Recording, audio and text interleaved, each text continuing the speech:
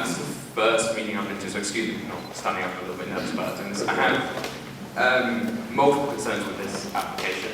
As you see, I'm 21, current resident of Fair, soon to be resident of Sluggington, and I'm just going to put forward 3 concerns at the moment. The 80-bed care home that's been proposed. As I'm sure we're all aware, Sluggington has an ageing population, so does the surrounding area.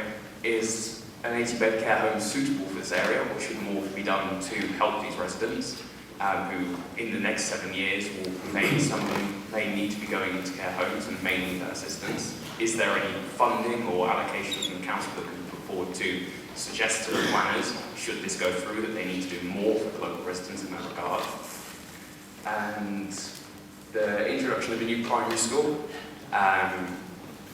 with the numbers, I remember, 2006, I struggled to get into Crofton due to the number of applicants for every single secondary school in the area, and that was in 2006. That problem still persists now, it's not worse.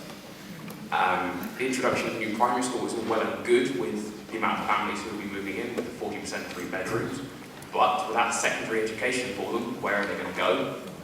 To go to the required up to 18 education, which ultimately will then lead to students having to move further away, or move further over, travel further distances, which kind of negates the benefit of all of the planning for the bypass and the increased roads, because of the fact that all these, firstly, students are going to have to get in buses, public transport, driven by parents, and then you've also got up to between, if they're 3-bedroom, 40% houses, that's anywhere between 1,000 to 2.23 thousand adults who will be moving into this area looking for work, and therefore, is there anything around here? Obviously, they're intending on putting in a restaurant and retail, but that's a fair few hundred jobs compared to up to the 2,000 that might be required for the residents. So, again, brings up the point of all these bypasses, all these roads and things that are being put in. Does that actually benefit the community at all? Because all you're doing is putting down more roads that are going to be filled with more people.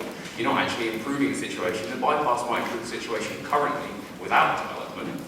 Obviously, some residents might be against that, but we all know the flow of traffic around here is awful every day. If I'm at work, I can see between the hours of 12 and 5 p.m, the whole of Newgate Lane and Longfield Avenue is completely congested. That's after they've made improvements. So,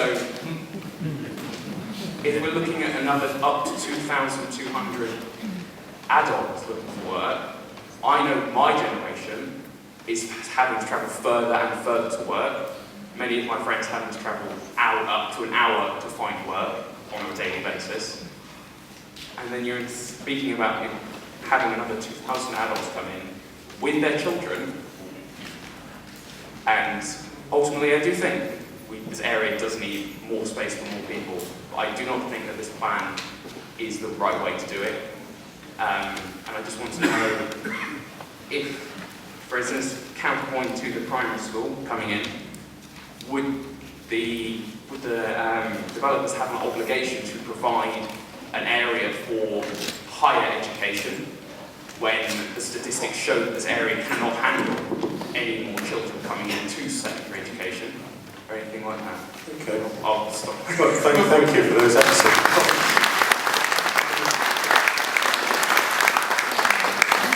I think if you can encapsulate all of that into a letter, you'll be helping us a great deal.